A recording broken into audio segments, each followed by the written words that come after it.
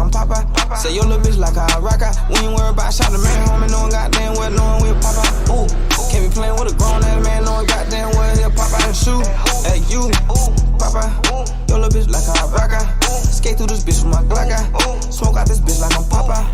Ooh, ooh.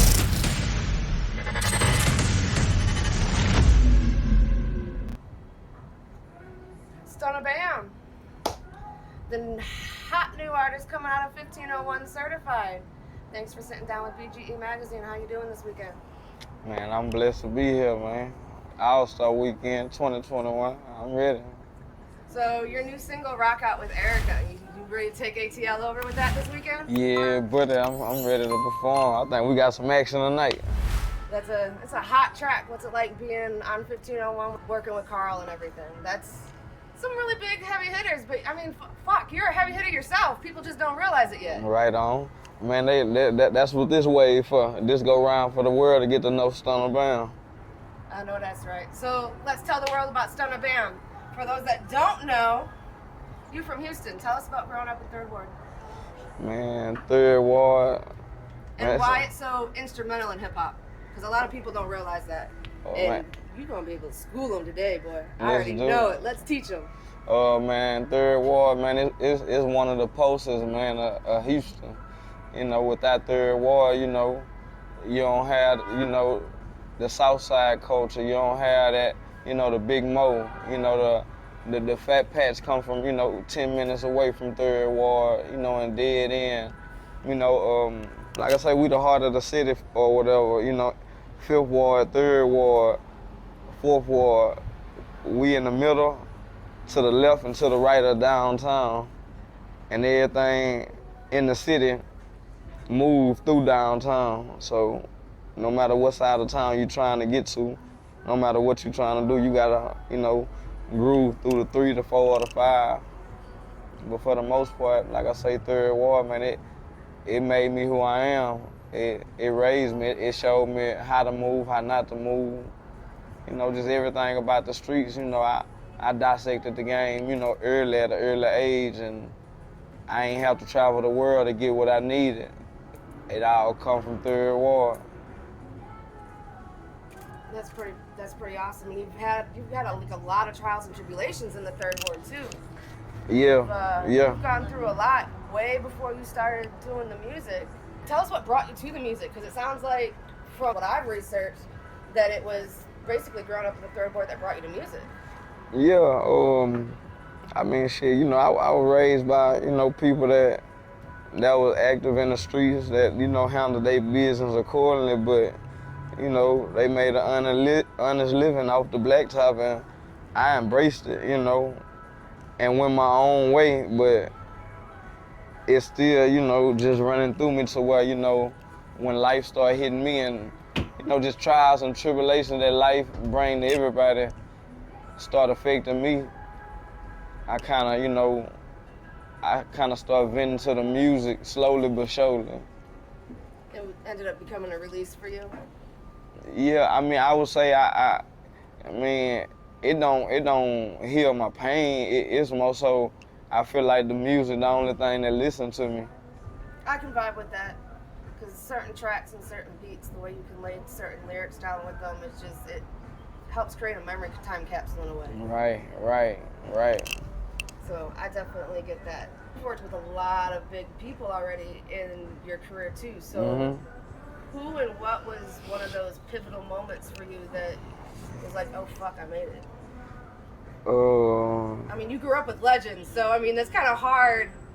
Or was it hard? Have you always just knew that you were gonna come up and make it because you grew up with the legends that you grew up with? I always felt like I had that it factor. You know, everything I did, I was good at it. And you know, shit I knew I wasn't good at, or I wasn't the best at it, I strayed away from it. You know, but on the back end, I can honestly say, like, man, I knew I'd be something one day. I just ain't know how long it'll take, what it'll take, what I was gonna do to get where I'm going. But on the back end, I always believed in myself, for sure. That's what's up. A lot of people don't. So the fact that you had it from jump, that's dope. And that explains why you've been able to work with all these legends and maneuver the way you have, because you've always had that confidence built in you, basically. Right. So tell us about what it was like switching from a track scholarship to music as a full-time career, because you obviously thought you was going to be doing something else before you switched to music. Yeah, I mean, I went to Grambling State, and you know how they go, man. I don't know, man. It's one of those things, man. College way different than, you know, the average parent I expect, man. You know, I went there and thought I was leaving the streets and ran right into what I was used to, you know. So, I mean, I was down there doing music, you know, more than anything, you know, and, you know, just I brought the streets with me, so I wasn't really active in my schoolwork, but I made ways around to get it done, you know, and get the help I needed to make sure, you know, they let me stay there or whatever. But, I mean, that was one of them points where I realized, like, what I wanted to do in life. And that was music. And it was music and just hustle for the rest of my life. Because I did the same thing. I was going to college and dipped off on spring break and found music and never went fucking back to school. Right. That was, you know, 9 years ago for me. So I can definitely understand it and completely vibe with it. Being independent and not having that college debt is not a bad thing, but fuck, you got a scholarship any goddamn ways.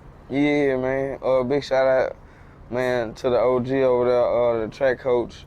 Man, he got in touch with me and you know, kind of walked me and my family through the steps. And shit, he kept his word or whatever. I ain't keep mine, but big respect to him for sure. Now, I know you've been working in music since before 1501. So what's it like being signed to 1501? Do you prefer the label backing over the indie side, or? Yeah, hell yeah, cause and why? Cause I spent a lot of money that I was making in the streets on my career, and I just felt like I was getting cheated the whole time, cause everybody there compared me to, I know, you know, they had backings from labels, you know, and that's how I go. Every big artist that we know, that we love and respect, got a backing behind them, even if they got their own money. So me hustling, you know, having my own little bread to put behind myself, I knew the whole time it wasn't enough and it wasn't gonna be enough. So I kind of just played music to the left for a little bit and started taking my son and my family and, you know, just supporting my city. I started taking that more serious, and somehow everything just came back into my hands. It definitely has, because here we are sitting in ATL and Rock Out. All-Star Weekend, baby. Definitely, in my opinion, set to be one of those next singles that's going to break this market in half. Right. And just solidify that 1501 is fucking here to stay. Nah, for sure. But I hear that's not the only track that you have that's supposed to be coming out. You got like a whole fucking album coming. So what can we expect to hear on that, and what's it called? The album called Baptized in Loyalty. And I mean, you can expect a lot of more shit like rock out shit that's gonna move you. I mean, you know, like Houston shit. I mean, it ain't even that Houston shit. That shit worldwide. Okay, but I'm repping Houston, you know. With that Houston spin. Yeah, for shit show. And do we know when it's coming out yet, or we don't have to wait April in eager anticipation? So it's right middle of April next month. Okay. Are there any special features or people that you worked with that we need to make sure that we mention and shout out? Because if it's anything like these other 1501 collaborations and albums that have been dropping, there definitely are some names. Nah, for the most part, I just got Erica Banks on there and a nice body of work by myself. Well, that's plenty of names enough. That's a whole 1501 celebration right there. Right on. And shout out to the producers. I got Band Play on there. He from out this way somewhere. And my boy Sarge, the producer of Bust It, and my boy Dodo. Shout out to them boys, man, for working with me. Okay, awesome. Now, I know you've seen a lot of things in this industry. So what is some advice or words of encouragement that you can give to those up-and-comers that want to be the next Stunna Bam? Man, stay down with yourself and get you a team around you that love you, that want to help you. And, work, keep your job, hustle. Go support as many people as you can on your out time and pray, stay prayed up. Everything gonna come together for you. And besides Baptizing Loyalty, I know you got more projects coming or some videos dropping. So I know how 1501 is. I know you got a whole bunch of tricks up your sleeve. So can you let any tidbits out, or are y'all still gonna keep it real hush hush with me? Yeah, I mean, for the most part, we want to keep it, a surprise. That way, it's the energy behind it and the anticipation always stay strong. We don't want to let them know. It stays building, especially when you got a single like a Rock Out. Right. The visuals are epic. The track is epic, and I'm really excited to see where it grows. Man, I can't wait, man. I can't wait. I'm enjoying the process, to be honest with you. I believe it, and it's a whole. How is it different from other singles you've released? Cause process-wise, because you have the label backing this time. I mean, it's different, cause man, the first go round, man, I was pushing it with my people that I grew up looking up to, my partners that I grew up with. So now on the back end, I got a label that made mega stars, so we ain't trying to figure it out. It's kind of like it's figured out, Fitting you into an already done playbook. Yeah, and shout out to my big homie Rick, my DSD1 family, my Third Ward family, my Houston family. They backed me strong.